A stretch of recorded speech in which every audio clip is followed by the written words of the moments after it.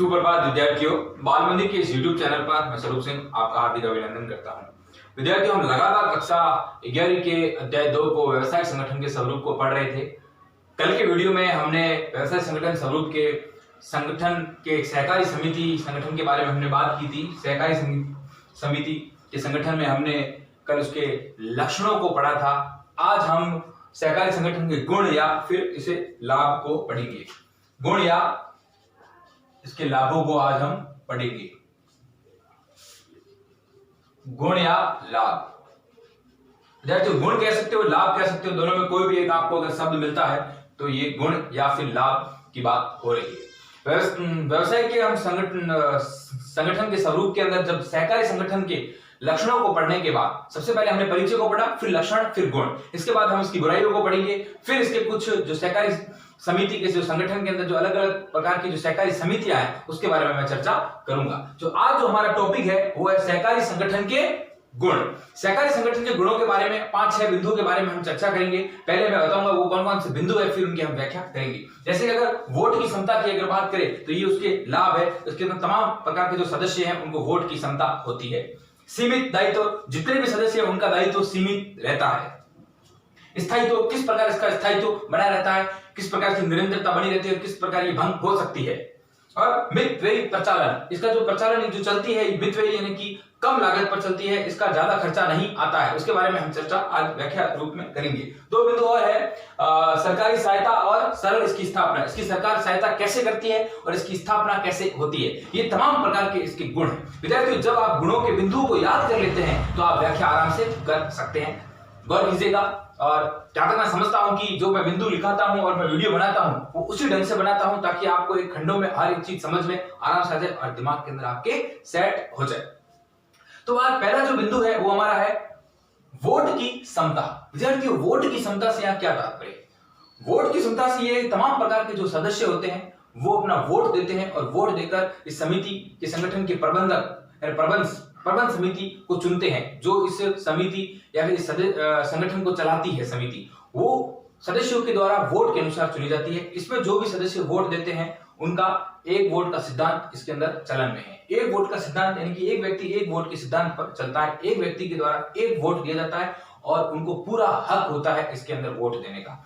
विद्यार्थियों गौर करें, मैं एक एक बिंदु को समझाऊंगा। एक वोट एक के सिद्धांत से तात्पर्य है कि जो भी इसके अंदर सदस्य होते हैं वो अपना अमूल्य वोट देते हैं। अमूल्य वोट देकर जो प्रबंध समिति की जो संगठन की जो समिति होती है उसका निर्धारण होता है और वो समिति बनकर इसका संचालन करती है। जब एक सदस्य एक वोट का इसमें एक सिद्धांत लागू होता है, इसमें तमाम प्रकार के सदस्य पूंजी लेकर आते हैं। गौर करें विद्यार्थियों, हर एक अक्षर को सुने।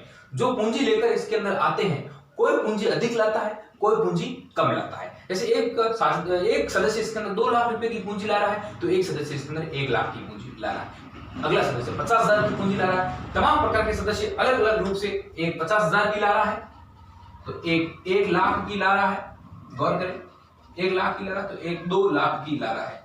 अब अलग अलग भले सदस्य वो पूंजी लेकर आ रहे हैं, मगर जब उनकी वोट देने का जो अधिकार होता है वो सबका समान होता है। सब अपने हक के वोट दे सकते हैं। वोट देकर समिति से प्रबंधक समिति के संगठन को चुन सकते हैं जो पूरे आगे निर्णय लेगी या इसका नियंत्रण करेगी। सबको वोट देने का अपना अपना अधिकार है, भले ही वो कितनी अपने हक की पूंजी लाए। वो 1 लाख लाए, 2 लाख लाए, वो 3 लाख लाए, मगर वोट देने का सबको बराबर का अधिकार इसके अंदर रहता है। और यही वोट की क्षमता होती है। वोट की उनकी क्षमता, उनकी इक्विटी, उनकी ताकत होती है। गौर करें विद्यार्थी, एक व्यक्ति एक वोट के सिद्धांत पर चलने वाली ये सहकारी संगठन का इसका गुण है। पहला गुण, एक व्यक्ति एक वोट के सिद्धांत पर चलने वाली ये प्रक्रिया रहती है। एक व्यक्ति एक वोट अपना आराम से दे सकता है, उसे कोई भी रोक टोक नहीं है। सदस्यों के द्वारा पूंजी अलग अलग अपने अनुसार लगाई जाती है। इस समिति के अंदर, इस संगठन, इस व्यवसाय के अंदर सदस्य अपने अनुसार अलग अलग पूंजी भले ही लगाए, सब अलग अलग अपनी पूंजी लगाते हैं,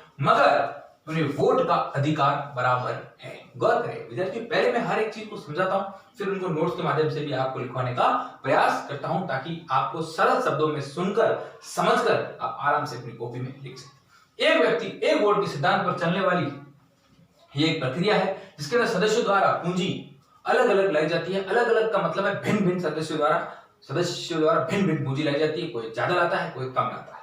मगर सबको इसमें वोट देने का समान अधिकार है, यही वोट की एक क्षमता कहलाती है। अगला बिंदु है सीमित दायित्व। विद्यार्थियों, सीमित दायित्व से मैं अक्सर जब सहकारी संगठन समिति को जब पढ़ा रहा हूं तो उसमें मैंने आपको बताया इसके अंदर जो सदस्य होते हैं उनका दायित्व बिल्कुल सीमित रहता है। सीमित दायित्व से तात्पर्य यह है कि विद्यार्थी उनका दायित्व सीमित इस कारण रहता है, जो भी वो पूंजी लाते हैं, जितनी पूंजी लाते हैं पूंजी तक उनका दायित्व रहता है, उसके बाद उनका कोई दायित्व नहीं रहता है। अब जब वो पूंजी तक दायित्व उनका रहता है, उनका दायित्व सीमित रहता है, उनकी जो निजी संपत्ति होती है जो उन सदस्यों की, वो निजी संपत्ति से उस सहकारी समिति के ऋणों का भुगतान वो नहीं करते हैं, अपनी संपत्ति से वो ऋण का भुगतान नहीं करेंगे। जैसे कि सहकारी समिति ने बहुत सारे ऋण लिए, बहुत सारे लोन्स लिए, वित्तीय कंपनियों से लिए, बैंकों से लिए, अब जब उनको चुकाना होगा तो सहकारी समिति अपने में से चुकाएगी, उन सदस्यों की पूंजी तक चुका सकती है, मगर सदस्यों की पूंजी के अतिरिक्त जो भी उनकी प्राइवेट संपत्ति है, उनकी निजी संपत्ति है, निजी संपत्ति से लोन नहीं चुकाए जाएंगे, सहकारी समिति खुद चुकाएगी, क्योंकि सहकारी समिति और सदस्यों का पृथककरण होता है, पृथक अस्तित्व होता है। इनके दायित्व सिर्फ पूंजी तक होते हैं, किनके? सदस्यों के दायित्व पूंजी तक होने के कारण दायित्व सीमित रहते हैं। दायित्व कैसे रहते हैं? सीमित होते हैं। गौर करिए विद्यार्थियों, तो सीमित दायित्व से क्या तात्पर्य? तमाम प्रकार के जो भी इसके अंदर सदस्य होते हैं वो सदस्य अपने पूंजी जितनी लाते हैं उन तक उनका दायित्व रहता है। अब अगर इस समिति को अपने कोई लोन चुकाना है, अपने कोई ऋण का भुगतान करना है, तो वो उन सदस्यों की निजी संपत्ति से उनका भुगतान नहीं कर सकती, उनकी समिति की खुद की जो संपत्ति उनसे ही भुगतान किया जाएगा। गौर करिए विद्यार्थियों। हाँ, सीमित दायित्व, सदस्यों का दायित्व उनके द्वारा लगाई गई पूंजी तक उनकी स्वयं की संपत्ति यानी प्राइवेट संपत्ति, स्वयं की संपत्ति यानी प्राइवेट, पीवीटी का मतलब प्राइवेट संपत्ति को व्यवसाय के ऋणों के लिए उपयोग में नहीं लिया जाता सीमित दायित्व के कारण। क्यों नहीं लिया जाता? क्योंकि उन सदस्यों का दायित्व सीमित होता है। एक बार पुनः सुने, सदस्यों का दायित्व उनके द्वारा लगाई गई पूंजी तक ही होता है। सदस्यों का दायित्व उनके द्वारा पूंजी तक, जो उन्होंने पूंजी लगाई उतनी तक ही होता है। उनकी स्वयं की संपत्ति यानी कि उन सदस्यों की संपत्ति जो प्राइवेट है, जो निजी संपत्ति को व्यवसाय जो सहकारी समिति का जो व्यवसाय है उन ऋणों के लिए उपयोग में नहीं लिया जाता। जो उन सदस्यों की प्राइवेट संपत्ति है, निजी संपत्ति है, उनको जो व्यवसाय चलता है, सहकारी समिति द्वारा जो व्यवसाय चला जाता है, उनके ऋण यानी लोन्स को चुकाने के लिए उनकी संपत्ति का प्रयोग नहीं लिया जाता। इसलिए क्यों नहीं लिया जाता? क्योंकि सीमित दायित्व के गुण यहाँ आते हैं। यही गुणों की हम बात करें तो सीमित दायित्व के गुणों के कारण दायित्व कैसे है? सीमित है, क्योंकि सदस्यों का दायित्व पूंजी तक ही रहता है। तो सीमित दायित्व से तात्पर्य ये रहा। अब है स्थायित्व। विद्यार्थियों, स्थायित्व से क्या मतलब है? स्थायित्व यानी कि उसकी स्टेबिलिटी वो कब तक बनी रहती है, यानी उसका स्थायित्व, उसका ढांचा कब तक स्थापित रहता है। स्थायित्व स्थापना उसकी स्थापित वो कितने समय तक रह सकती है। तो विद्यार्थियों, अगर इसके अंदर बात कहें तो एक कोई सदस्य या फिर तमाम प्रकार के सदस्य दिवालिया हो जाए, यानी कि दिवालिया का मतलब है कि उनसे जो पैसे मांगते हैं और वो पैसे ना चुका पाए, ऐसी कंडीशन में हो जाए, पागल हो जाए, मृत्यु होने पर भी समिति निरंतर चलती रहेगी, इसका स्थायित्व बना रहेगा। ये हमेशा आपने एकल व्यापार में पढ़ा होगा कि एक सदस्य जब वो पागल हो जाता है या मृत्यु हो जाती है तो वो बंद हो जाता है, क्योंकि एकल व्यापार एक व्यक्ति कार्य करने वाला है। यहाँ तमाम प्रकार के अलग अलग सदस्य होते हैं, इसके अंदर विभिन्न प्रकार के सदस्य होते हैं। न्यूनतम ये स्टार्टिंग 10 सदस्यों से मिलकर बनती है। तो सदस्य अगर दिवालिया हो जाए या फिर अगर पागल हो जाए, मृत्यु होने पर भी समिति की निरंतरता पर कोई भी प्रभाव नहीं पड़ता है। अगर भले इसमें कोई सदस्य दिवालिया हो जाए, कोई पागल हो जाए, कोई किसकी मृत्यु हो जाए, मगर इस समिति की, इस व्यवसाय की निरंतरता पर कोई भी प्रभाव नहीं पड़ता है। ये हमेशा निरंतर रूप से चलती रहती है। इन परिस्थितियों में भी समिति चलती रहती है। ये तमाम प्रकार की जो परिस्थिति आती है, पागल होना, दिवालिया होना, मृत्यु होना, इसकी निरंतरता पर कोई भी प्रभाव नहीं पड़ेगा, ये लगातार चलती रहेगी। ये जो भी परिस्थितियां सामने आएगी, मगर ये समिति अपने व्यवसाय को निरंतर रूप से चलती रहेगी, ये इसका स्थायित्व है। आगे हम बात करें मितव्ययी प्रचालन। मितव्ययी प्रचालन यानी कि मितव्ययी प्रचालन, इसमें जो भी कार्य होता है, जो भी प्रचालन चलती है, मितव्ययी यानी कि कम खर्च पर होता है। अब मितव्ययी प्रचालन से हमारा क्या तात्पर्य है? देखो विद्यार्थियों, मितव्ययी प्रचालन कम खर्च पर चलने से इसका ये तात्पर्य है कि इसमें ज्यादातर सदस्य, जो भी सदस्य होते हैं, वो बिना वेतनिक यानी कि बिना वेतनिक मतलब अवेतनिक से तात्पर्य है कि वो वेतन ना लेकर कार्य करते हैं, अपनी स्वेच्छा से कार्य करते रहते हैं। अगर वो अपने स्वेच्छा से कार्य करते हैं, इतना वेतन नहीं लेते हैं, स्वैच्छिक स्वैच्छिक भावना से इसमें जब कार्य करते हैं, वो वेतन नहीं लेते हैं, अवेतनिक यानी बिना वेतन के कार्य करते हैं, तो इसके अंदर लाभों में वृद्धि होती है और लागतों में कमी आती है। अब लागतों में जब कमी आएगी तो कहीं ना कहीं खर्चा भी कम होगा, लागतों में कमी आएगी तो खर्चा भी कम होगा और मैक्सिमम ग्राहक जो समिति के सदस्य होते हैं वो कम अवैतनिक तौर पर यहाँ कार्य करते हैं और डूबत ऋणों का जोखिम भी बहुत कम हो जाएगा। जो भी डूबत ऋण है, जो लोन हमारे डूब गए हैं या फिर हमसे कोई मांग रहे हैं, उन ऋणों का जो जोखिम होगा वो बिल्कुल कम हो जाएगा। तो गौर करें, सदस्य ज्यादातर जो भी सदस्य इसके अंदर होते हैं वो बिना वेतन की सेवाएं अपनी प्रदान करते हैं। जब बिना वेतन की सेवाएं प्रदान करते हैं तो उतनी वो सैलरी नहीं उठाते, तो लाभों में वृद्धि होती है और लागत में क्या आती है, कमी आती है। मैक्सिमम ग्राहक समिति के सदस्य ही होते हैं। जो भी इस व्यवसाय के, इस समिति के जो ग्राहक होते हैं वो उसके सदस्य ही होते हैं। अब जब ग्राहक ही सदस्य होंगे तो वही ज्यादा उसमें माल खरीदेंगे या तमाम प्रकार की सेवाएं प्रदान करेंगे, तो वो उसके क्या है, सदस्य हैं। सदस्य है तो वो इतनी ज्यादा सैलरी भी नहीं लेंगे, अब अवैतनिक तौर पर उस समिति के अंदर कार्य करेंगे। मैक्सिमम का मतलब यहाँ अधिकतम ग्राहक जो होते हैं, जो इसके कंज्यूमर होते हैं या फिर उपभोक्ता होते हैं, वो ही इसके सदस्य होते हैं। जब डूबत ऋणों के जोखिम में बहुत कम होता है, जो डूबत ऋण है, जो हमारे ऋण डूब रहे हैं या फिर हमसे कोई मांग रहा है, उन ऋणों का जोखिम बिल्कुल रिस्क बहुत कम हो जाती है। किस कारण, मितव्ययी प्रचालन के कारण, क्योंकि जो भी सदस्य होते हैं वो अवैतनिक तौर पर कार्य करते हैं और जो ग्राहक इसके होते हैं वो उसके सदस्य ही होते हैं। अगला बिंदु, सरकारी सहायता किस प्रकार होती है उसके बारे में हम बात करेंगे।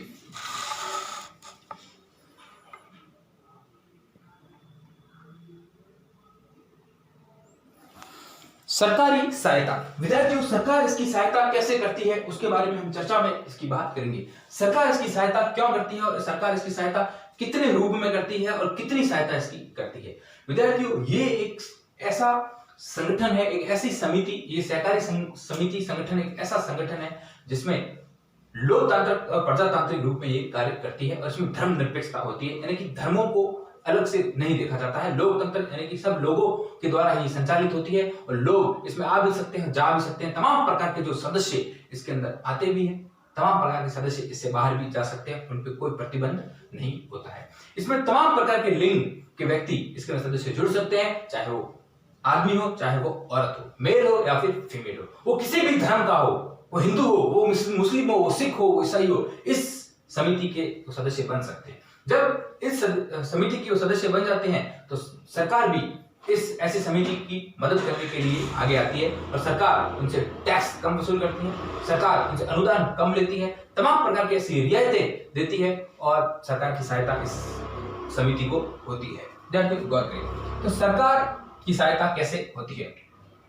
सरकारी समिति लोकतंत्र धर्मनिरपेक्षता का एक अच्छा उदाहरण है। सरकारी जो समितियां होती है वो लोकतंत्र की धर्मनिरपेक्षता, विद्यार्थियों लोकतंत्र यानी डेमोक्रेसी या प्रजातंत्र, जिसमें किसी राजतंत्र का हस्तक्षेप नहीं होता है और ये एकदम खुली होती है। और धर्मनिरपेक्षता यानी कि आपने सुना होगा कि हम भारत के लोग संपूर्ण प्रभुत्व संपन्न समाजवादी पंथ निरपेक्ष लोकतंत्रात्मक गणराज्य को बनाने के लिए धर्मनिरपेक्ष, हमारी जो संविधान की जो है वो अक्सर हम किताबों के पीछे भी देखते हैं। तो ये धर्मनिरपेक्षता एक ऐसा शब्द आता है जिसमें कोई भी धर्म को लेकर किसी बारे में बुराई नहीं होती है, सब धर्म अपने आप में स्वतंत्र है। तो धर्मनिरपेक्षता का ये एक समिति एक अच्छा उदाहरण होता है। इसलिए इनको दूसरे की तुलना में कम टैक्स चुकाना पड़ता है क्योंकि इसमें धर्मनिरपेक्षता नहीं है। इसमें समिति की लोकतंत्र धर्मनिरपेक्षता, यानी कि धर्मनिरपेक्षता से तात्पर्य है कि तमाम प्रकार के धर्मों को बराबर देखा जाता है और लोकतंत्रता है धर्मनिरपेक्षता, माफ कीजिए धर्मनिरपेक्षता पर ये चलने वाली है, धर्मनिरपेक्षता पर ये चलती है। इसमें धर्मों को निरपेक्ष रूप से नहीं देखा जाता है, सब धर्म समान है, कोई भी धर्म का इसमें जुड़ सकता है। ये एक अच्छा उदाहरण है। कैसा अच्छा उदाहरण है? इसलिए इनको दूसरों की तुलना में कम टैक्स देना पड़ता है और अनुदान भी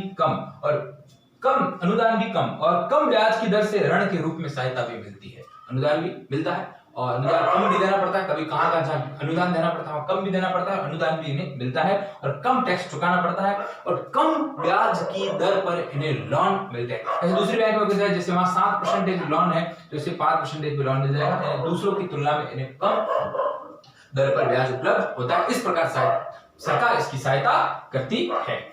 अंतिम बिंदु है सरल स्थापना। इसको स्थापित करना विद्यार्थियों, इसका आपने बिंदु पढ़ा था कि स्थायित्व, इसका स्थायित्व तो निरंतर चलता रहता है, मगर यहाँ इसका तात्पर्य सरल स्थापना, इसकी स्थापना कैसे होती है।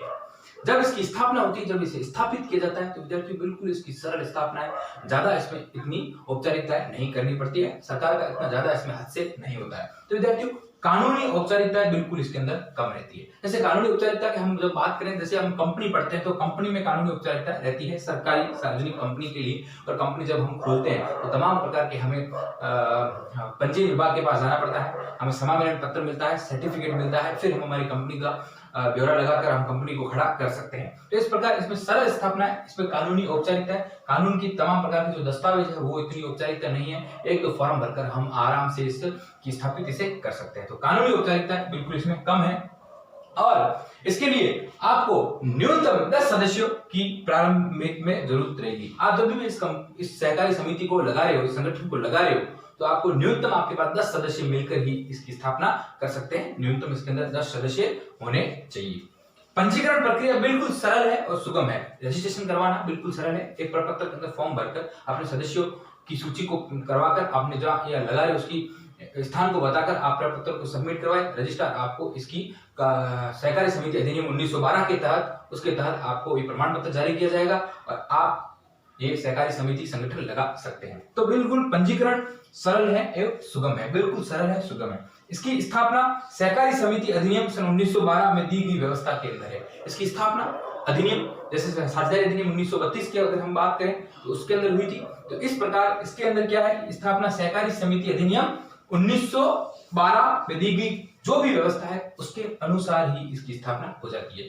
तो सरल स्थापना कैसे, कानून की औपचारिकता बिल्कुल कम, मिनिमम 10 सदस्यों से ये प्रारंभ होती है, 10 सदस्य आपके पास होने चाहिए। पंजीकरण प्रक्रिया बिल्कुल सरल सुगम है और स्थापना सहकारी समिति अधिनियम 1912 की जो व्यवस्था है उसके तहत आपको इसको स्थापित करनी पड़ेगी। तो इस प्रकार हमने विद्यार्थियों आज सहकारी समिति संगठन के जो गुण हैं, जो उसके लाभ है उसके बारे में हमने चर्चा की। वोट के अंदर उनका क्या व्यवस्था रहती है और सीमित उनका किस प्रकार दायित्व रहता है, उनका पूंजी तक उनका दायित्व सीमित रहता है, स्थायित्व उसका कैसे बनता है और मितव्ययिता उसका प्रचालन कैसे होता है और सरकारी सहायता और सरल स्थापना। इस प्रकार अगला जो वीडियो आएगा उसके अंदर हम इसकी बुराइयां और सीमाओं को पढ़ेंगे। फिर उससे अगला जो वीडियो आएगा उसके अंदर हम इसके जो सहकारी समिति यहाँ है कौन कौन सी है, उपभोक्ता सहकारी समिति है, आवासीय सहकारी समितियां हैं, लघु सहकारी समितियां हैं, ऋण संबंधी सहकारी समिति, ऐसी तमाम प्रकार की सहकारी समिति उनके बारे में बात करेंगे। फिर कंपनी अधिनियम 1956 जो परिवर्तन होकर कंपनी अधिनियम 2013 कहलाया उसके बारे में बात करेंगे और फिर अध्याय हमारा बहुत बड़ा जो अध्याय था वो समाप्त की ओर अग्रसर होगा। धन्यवाद विद्यार्थियों।